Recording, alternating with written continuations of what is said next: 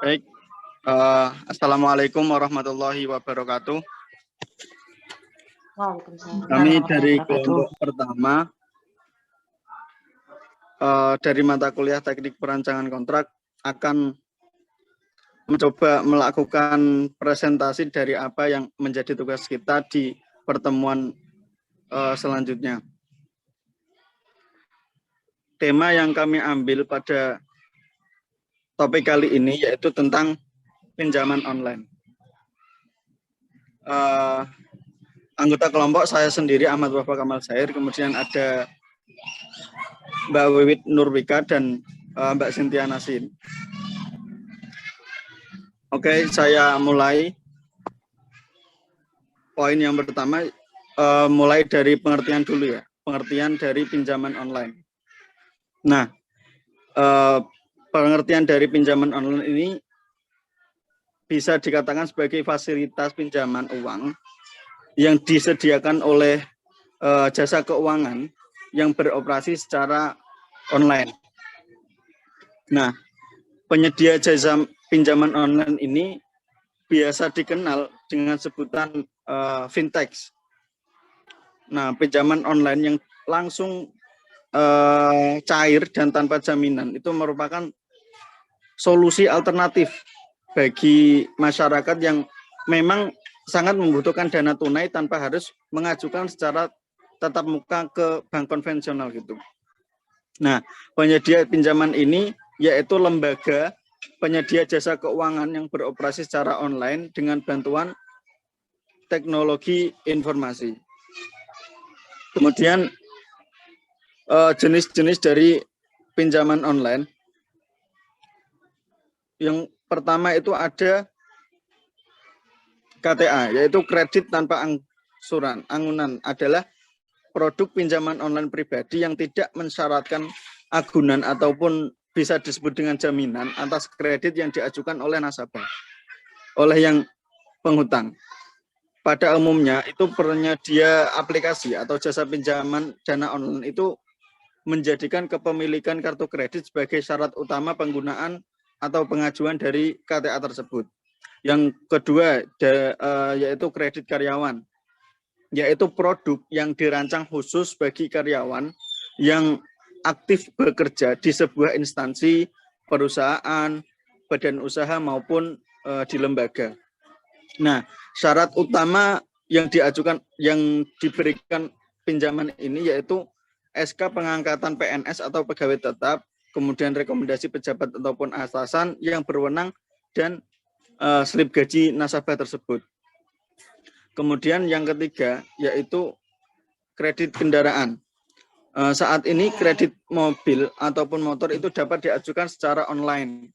Nah, syarat utama pinjaman ini itu diantaranya adalah slip gaji, kemudian memiliki tempat tinggal tersendiri dan DP ataupun uang muka yang sesuai dengan ketentuan.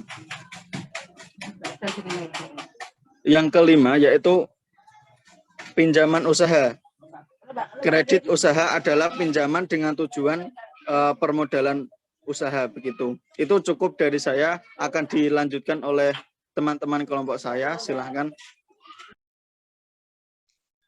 Oke, selanjutnya ada konsep fintech di pinjaman daring pada tahun 2005. Muncul sebuah konsep peer-to-peer lending di mana layanan pinjaman uang dilakukan secara daring. Istilah fintech pinjaman daring menjelaskan proses pinjaman antara individu pribadi pada platform online di mana lembaga keuangan hanya beroperasi sebagai perantara yang diwajibkan oleh hukum. Fintech pinjaman daring dilakukan oleh aplikasi untuk melakukan sebuah interaksi. Terdapat banyak keuntungan yang ditawarkan oleh platform pinjaman daring dibanding dengan transaksi pinjaman secara tradisional atau offline. Dapat diketahui bahwa investor yang menyokong dana pada perusahaan pinjaman daring dapat keuntungan lebih dari 10%. Kemudian selanjutnya ada perlindungan hukum terhadap pengguna pinjaman online. Untuk memberikan perlindungan kepada konsumen, maka pada tahun 2016 OJK menerbitkan peraturan baru yaitu POJK nomor 77/POJK 01/2016 tentang layanan pinjam-meminjam berbasis teknologi informasi dan diikuti dengan POJK nomor 13/POJK 02/2018 tentang inovasi keuangan digital di sekitar jasa keuangan. Kedua peraturan ini selanjutnya dijadikan dasar terhadap pengawasan dan pengaturan mengenai fintech. Diterbitkan pengaturan OJK tersebut ternyata belum cukup untuk mencegah lahirnya perusahaan fintech ilegal atau yang tidak mendaftarkannya pada OJK. Menurut pasal 7 POJK nomor 77/POJK 01/2016 menentukan bahwa penyelenggara wajib mengajukan pendaftaran dan perizinan kepada OJK. Kemudian pada pasal 1 ayat 6 POJK nomor 77/POJK 01/2016 menentukan bahwa penyelenggara layanan pinjam-meminjam uang berbasis teknologi informasi yang selanjutnya disebut penyelenggara adalah Badan Hukum Indonesia yang menyediakan, mengelola, dan mengoperasikan layanan pinjam-meminjam uang berbasis teknologi konfirmasi. Selanjutnya, pada pasal 8 ayat 2 POJK nomor 77/POJK 01/2012 menentukan bahwa penyelenggara yang telah melakukan kegiatan layanan pinjam-meminjam uang berbasis teknologi informasi sebelum peraturan OJK ini diundangkan harus mengajukan permohonan pendaftaran kepada OJK paling lambat 6 bulan atau setelah peraturan OJK ini berlaku. Selanjutnya, pada kegiatan kredit melalui media online, seluruh perjanjian yang dibuat antara debitur dan kreditur tertuang di dalam kontrak elektronik. Pengaturan terkait dengan kontrak elektronik tercantum pada pasal 1, angka 17 Undang-Undang Informasi dan Transaksi Elektronik atau ITE yang menyatakan bahwa kontrak elektronik adalah perjanjian para pihak yang dibuat melalui sistem elektronik.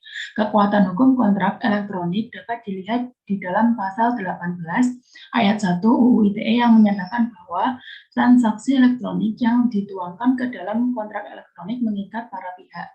Artinya, dapat disimpulkan bahwa suatu transaksi yang menjadi perjanjian lalu dituangkan di dalam kontrak elektronik memiliki sifat atau bersifat mengikat para pihak yang dapat disamakan dengan perjanjian atau kontrak-kontrak pada umumnya.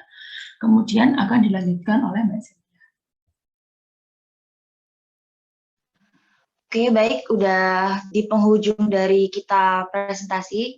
Sekarang di sini saya akan menjelaskan sedikit bagaimana sih kelompok kami memecahkan analisa kasus pinjaman online. Jadi kemarin itu kita melansir dari berita hukum online, di sana itu temanya tentang pinjaman online ilegal, tidak usah bayar kah? Itu benar apa enggak sih? Itu hoax atau enggak? Nah, jadi sebenarnya kronologinya itu singkatnya seperti ini.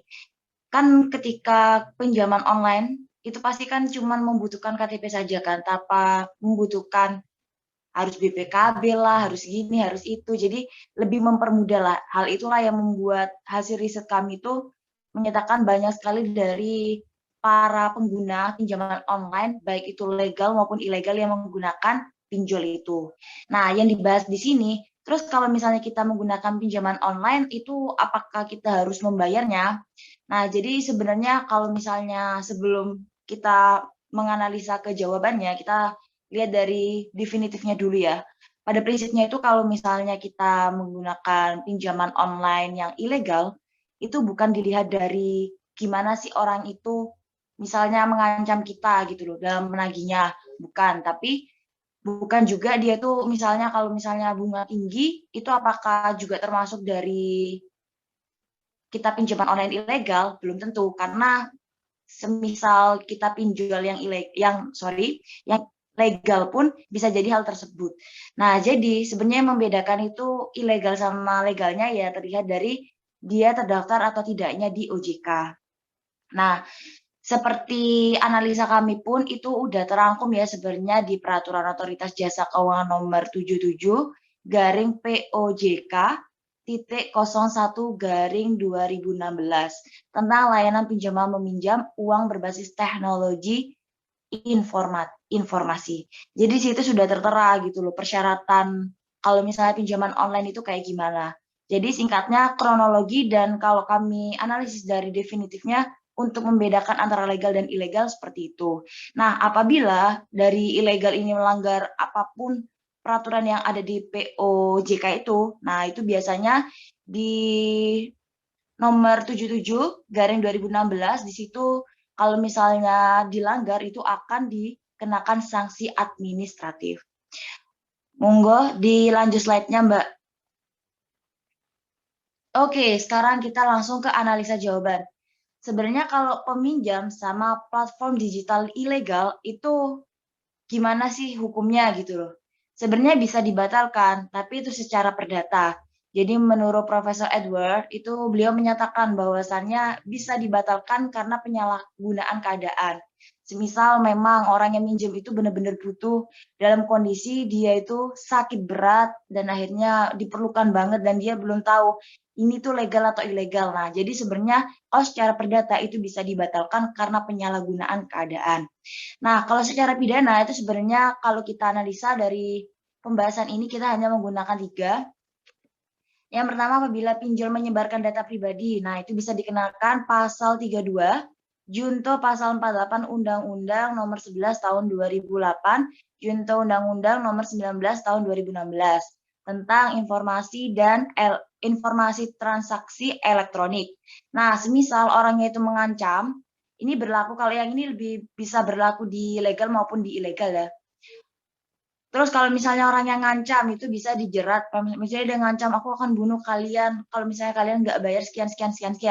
Nah itu bisa ada di pasal 368 KUHP dan pasal 29 junto pasal 45B UU ITE. Dan jika melakukan kekerasan fisik dan sampai intinya memukul atau bahkan mencubit atau seperti apapun, nah itu bisa dijerat pasal KUHP pasal 170, pasal 351, pasal 368 ayat 1 dan pasal 335 ayat 1 pasca putusan Mahkamah Konstitusi. Nah, mungkin analisa dari kasus kami itu seperti itu singkatnya. Rincinya mungkin bisa dilanjutkan dengan sesi diskusi. Selanjutnya saya kembalikan kepada moderator.